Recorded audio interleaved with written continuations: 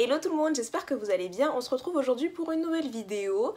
Après vous avoir fait la semaine dernière une vidéo sur tous les tropes, tous les thèmes que j'aimais énormément voir dans les livres, aujourd'hui c'est parti pour la vidéo inverse étant donné que je vais vous présenter tous les tropes que je déteste dans les livres. Voilà.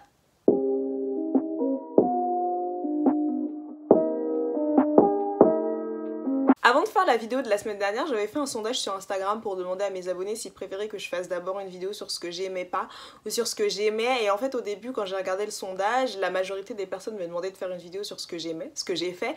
Et après avoir terminé ma vidéo, en fait les votes se sont plus orientés vers ce que j'aimais pas. Donc évidemment je ne pouvais pas faire la partie 1 sans faire la partie 2. Et donc là je vais vous présenter toutes les choses que je n'aime pas. Il y en a énormément, hein.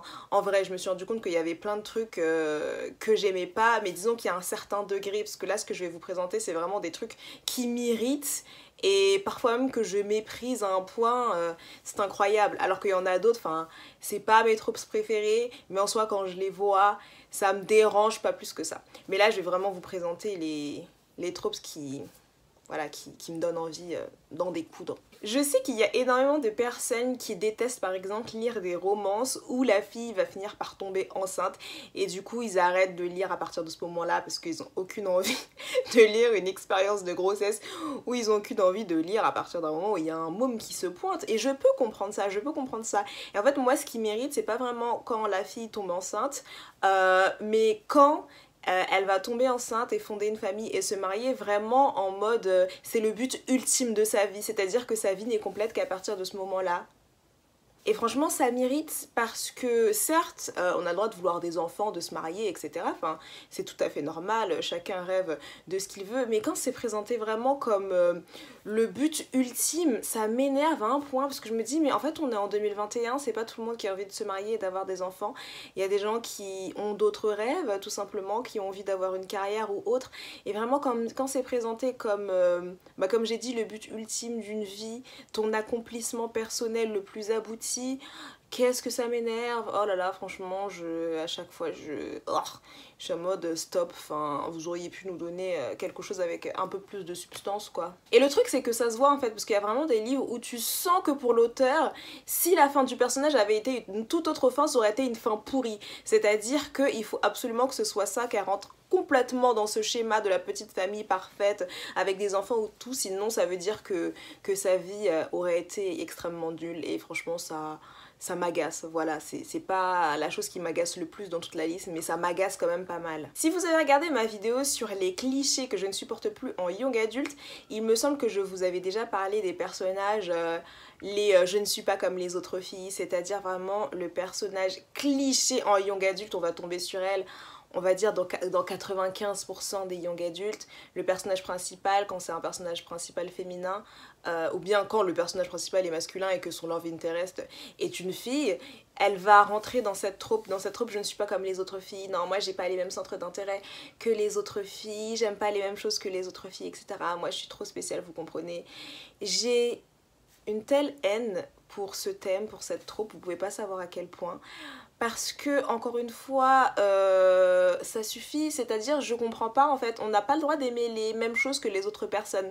Non, c'est pas possible, si t'aimes les mêmes choses que les autres personnes, ça veut dire que tu fais partie du camp des moutons, etc. C'est-à-dire que t'as pas le droit d'être unique à ta propre façon, il faut absolument que tu te différencies, et surtout que tu te différencies pour rentrer complètement dans le male gaze, c'est-à-dire la manière qu'un homme aura de t'apprécier. Vous voyez ce que je veux dire ou pas? Et en y repensant, je me dis mais c'est totalement ça, hein, parce que toutes les filles, toutes les héroïnes qui rentrent dans le « je ne suis pas comme les autres filles », c'est totalement ça. C'est-à-dire qu'elles vont délaisser toutes les choses qui sont définies comme étant des choses féminines pour se concentrer sur des choses plus concrètes apparemment, qui bizarrement rejoignent beaucoup les hobbies des hommes, et du coup elles vont instantanément être beaucoup plus intéressantes pour les hommes parce qu'elles ne font pas tous ces trucs de filles.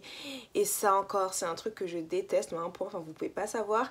Et bah maintenant qu'on est en 2021, ça se fait plus trop, c'était vraiment des tropes, du moins j'espère, qui sont restés dans les années 2000, mais avec le recul, moi il y a certains livres qui sont sortis il y a quelques années que j'ai envie de lire, mais je me dis mais je peux pas les lire parce que je sais qu'il va y avoir cette trope et que j'aurai envie de me battre, donc c'est mort en fait. En numéro 3, je vais vous parler d'une trope dont j'avais déjà parlé également dans ma vidéo, les clichés que je ne supporte plus en young adult, et ça c'est vraiment un cliché que je méprise, mais qui peut me faire arrêter un bouquin, je ne peux pas le supporter et c'est tout simplement les triangles amoureux.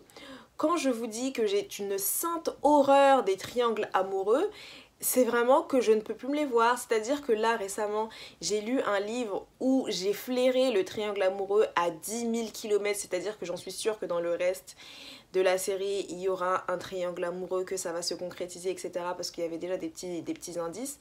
Je me suis concrètement interrogée pour savoir si j'allais continuer à lire ce livre et si j'allais continuer à lire cette série parce que c'est quelque chose que je ne supporte pas. Ça m'énerve à un tel point, c'est-à-dire que je sais pas, la fille elle a déjà son love interest, etc.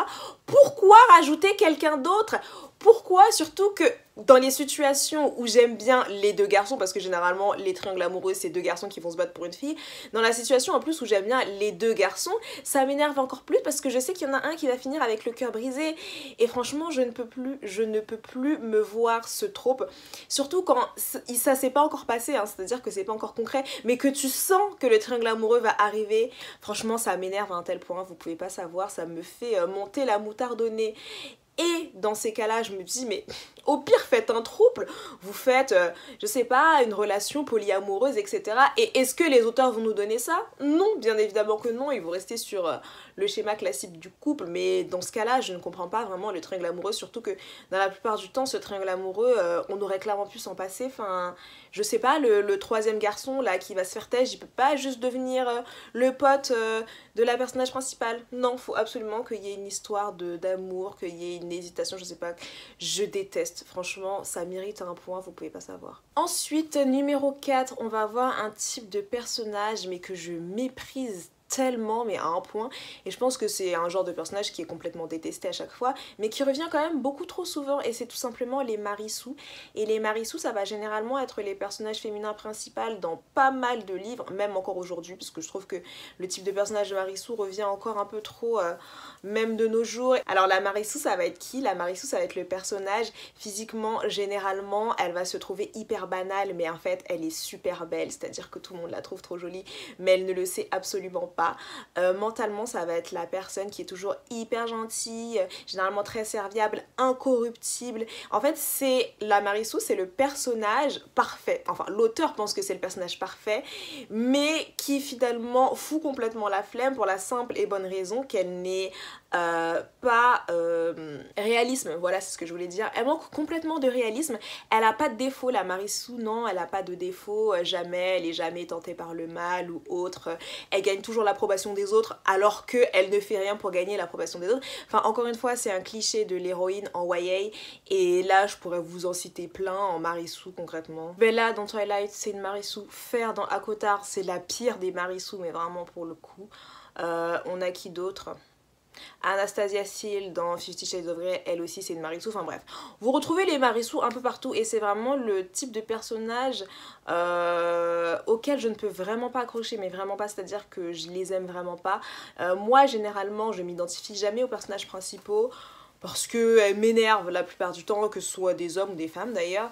Les personnages principaux m'énervent et donc je les aime pas en général, c'est plus pour l'histoire ou pour les autres personnages que je lis concrètement, mais vraiment quand il y a des Marissou, enfin moi je peux plus, ça m'énerve beaucoup trop. Je les déteste avec une telle véhémence, enfin franchement c'est pas facile.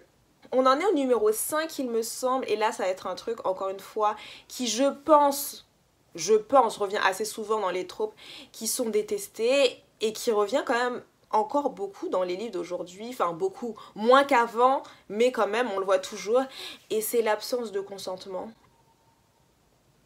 Et je parle de l'absence de consentement qui est romantisée en fait, c'est-à-dire que vous allez avoir le personnage masculin qui est le love interest ou pas, etc. qui va être là et qui va vouloir toucher la protagoniste principale ou l'embrasser ou je sais pas quoi.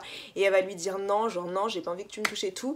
Et il va continuer quand même et il va vouloir l'embrasser et tout. Et il va sortir des phrases en mode non, mais je sais que t'as envie que je le fasse, ou bien je sais quand même que t'en as envie, ou bien qu'il arrête pas tout simplement. Et à chaque fois je suis en mode... Monsieur, enfin, on est où là exactement? Ça m'énerve tellement et ça m'énerve tellement que ce soit romantisé parce que je comprends pas ce qu'il y a de difficile à comprendre, que non c'est non. Et ça aussi c'est un trope qui ressort et je sais pas si les auteurs elles pensent que c'est sexy ou que c'est romantique ou quoi, mais ça l'est pas du tout et moi ça me dérange trop, non c'est non. Alors numéro 6, un truc qui m'énerve, mais qui m'énerve tellement. En fait il y a deux trucs mais on va les mettre dans le même numéro, sous le même numéro parce que ça se rejoint, et c'est tout simplement les personnages qui meurent pour ressusciter deux minutes après. C'était quoi le but? Je ne comprends pas. Enfin, je sais pas, ça enlève tellement de substance. En fait, ça dépend comment c'est fait. Si le personnage meurt et qu'il est ramené après pour une bonne raison, parce que tu sais qu'il a des choses à accomplir, comme par exemple pour... J'allais dire un truc, franchement là, ça allait être un méga spoil pour tous ceux qui n'ont pas regardé Game of Thrones. Mais d'un côté, je me dis, si vous n'avez pas encore regardé GOT, qu'est-ce que vous attendez? Qu'est-ce que vous faites de votre vie? Il est temps en fait de rattraper votre retard. Mais oui, non, j'allais vous spoiler le trône de fer là, c'est terrible.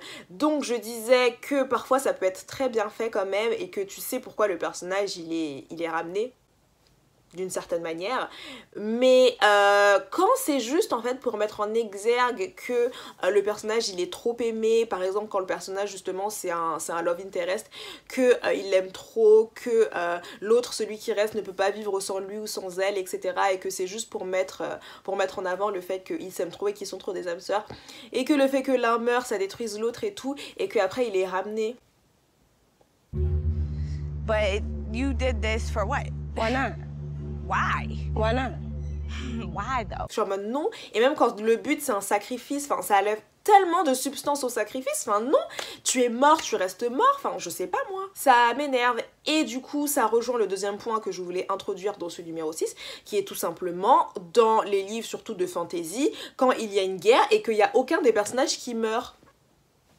Ou bien que des personnages très très inutiles, mais genre aucun des personnages principaux qui meurt. Non. Je sais pas moi, vous êtes quand même au milieu d'une guerre, surtout que la plupart du temps ils sont sur le point de mourir tous, de perdre, etc., mais à la dernière minute c'est le bien qui triomphe. Vous allez me dire que dans tout ça là, dans toutes ces batailles, il n'y a pas un petit personnage que tout le monde aime trop qui meurt. Non, jamais. Et pour le coup, je suis désolée, mais là le seul exemple qui me vient vraiment à l'esprit d'une guerre qui a bien fini mais qui a eu pas mal de protagonistes principaux qui sont morts, c'est dans Harry Potter, concrètement, voilà, des morts qui me pèsent encore aujourd'hui sur la conscience. Mais sinon, quand c'est fait comme ça, c'est-à-dire que voilà, vous partez à la guerre et puis après vous revenez, vous vivez, tout le monde est heureux, tout le monde est en vie et tout, non, je sais pas, faut donner un peu de substance, un peu de peine, laissez-nous pleurer un peu nos personnages quand même. Mais vous voyez ça, je pense que c'est propre à moi parce que c'est des expériences traumatiques et j'aime un peu trop ça, genre pleurer sur des personnages fictifs. Well. Une autre trope qui finalement j'aurais dû la mettre au début parce qu'elle rejoint un petit peu tout ce que je disais sur les Marissou, etc. et sur les premiers points que j'avais soulevés, et c'est tout simplement le personnage féminin qui, pour être considéré comme badass, doit faire des trucs d'homme. Sinon c'est pas possible. Pour être badass, il faut absolument qu'elle tue des gens, qu'elle monte à cheval, qu'elle ait une épée, etc., qu'elle se batte et tout. Sinon elle est pas considérée comme badass. Franchement, ça m'énerve tellement parce que vous vous rendez pas compte que la badasserie peut prendre place d'autres manières en fait. Moi je vais vous dire, un de mes personnages favoris à la télévision c'est Brie Van de Camp, et vous voyez très bien le type de personne que Brie est. Elle a eu une évolution incroyable, etc. Brie, ses passe-temps favoris c'est de faire à manger et de jardiner. Est-ce que pour le coup ça veut dire que Brie c'est pas le personnage le plus intéressant de Desperate Housewives et c'est pas le personnage le plus badass de Desperate Housewives? Non, parce que Brie est incroyable. Donc en fait je comprends pas le fait de vouloir relier le fait de faire des choses d'homme au fait d'être badass, et ça m'énerve, et ça montre encore une fois la misogynie ambiante. What's going on? Oh, I'm sure it's just a misunderstanding. Is there anything we can do? Yes, I just put the mini quiches in the oven. Would you be a dear and take them out before they burn? Ensuite, numéro je ne sais pas combien, mais une chose qui est vraiment m'énerve, mais à un point. Déjà, premièrement, ça va être la trope de la miscommunication. En gros, les personnages qui communiquent pas. Qu'est-ce que ça m'énerve. Ça a été vu et revu et encore revu, et ça c'est vraiment un truc qu'on va trouver beaucoup trop dans les romances. Quand je vais lire un livre de romance, que j'arrive à 60%, que les personnages ils disent je t'aime, etc., je me dis je sens que non. Genre je sens que ça va pas être comme je l'avais prévu, je sens que ça va partir un petit peu en vrille, ça part, voilà, c'est pas très bon. Pourquoi? Parce que je sais qu'il va y avoir un malentendu, un quiproquo, que les personnes au lieu de se parler comme des gens responsables et adultes, ils vont pas vouloir s'écouter, qu'ils vont chacun avoir leur interprétation de ce qui s'est passé. Et qu'est-ce qui va se passer? Et bah ça va partir en vrille, ça va se disputer, ça va se séparer, etc. Pour qu'à la fin il y ait une réunion généralement happy ending, etc. Qu'est-ce que je déteste ce thème, franchement c'est un des tropes que je déteste le plus. Je trouve ça inutile en fait. J'ai l'impression que c'est pour faire gagner du temps, pour allonger des pages dans les livres, etc. Et je connais très peu, voire même pas, de tropes de manque de communication qui soit bien fait, parce que concrètement, enfin, je sais pas, si vous en connaissez, si vous avez des livres où il y a effectivement une trope où les personnages se sont pas bien compris et que c'est parti en énorme malentendu, franchement je suis preneuse, je suis très curieuse de savoir, parce que quand c'est bien fait je me dis pourquoi pas, mais généralement, enfin c'est hyper cliché, tu sais, t'as le personnage qui est là, non mais laisse-moi m'expliquer, et l'autre qui est là, non je veux pas savoir, je sais que tu m'as trahi, et l'autre il est en mode, c'est vraiment ce que tu penses de moi, bah peut-être qu'on devrait séparés. Bref, vous voyez les trucs hyper clichés, stop, je ne peux plus, ça m'énerve, enfin, ça suffit, stop. Je crois qu'on doit être en numéro 9 ou 10, je sais plus exactement, mais un trope que je hais du plus profond de mon âme, et moins que les triangles amoureux, mais que je déteste quand même pas mal, c'est quand il y a des plot holes dans le livre. C'est-à-dire que il va se passer un événement qui n'a absolument aucune logique, qui n'a aucun sens par rapport à l'intrigue ou par rapport au personnage, juste parce que pour lier en fait le début du livre et la fin du livre, en gros pour arriver à un événement qui est important dans le tournant de l'histoire pour l'auteur, et bah il va avoir ce truc là qui est placé là alors que ça n'a absolument aucun sens, et ça c'est un truc que je supporte pas, surtout quand il y en a beaucoup dans les livres, c'est-à-dire que t'as plein de choses qui n'ont absolument aucun sens, tout ça parce que l'auteur a besoin que le personnage aille dans cette direction-là. Je suis en mode mais non, enfin non, et ça m'énerve parce que ça manque tellement de logique, tu te dis mais c'est pas possible, enfin c'est pas possible, ça n'a absolument zéro sens. Généralement c'est complètement inconsistant et c'est pas dans la continuité de l'histoire en fait, donc c'est vraiment n'importe quoi, et ça pareil je vais le lier au plot conveniences, c'est en gros, bah, c'est un peu la même chose, hein, quand l'auteur va mettre en place un événement en particulier pour qu'il arrive quelque chose parce qu'il a besoin que l'histoire aille dans ce sens, je suis en mode mais pourquoi faire ça? Je comprends pas, enfin pourquoi, je sais pourquoi, mais ça aurait pu être mieux fait, et ça m'énerve en fait parce que je trouve que ça gâche complètement la storyline.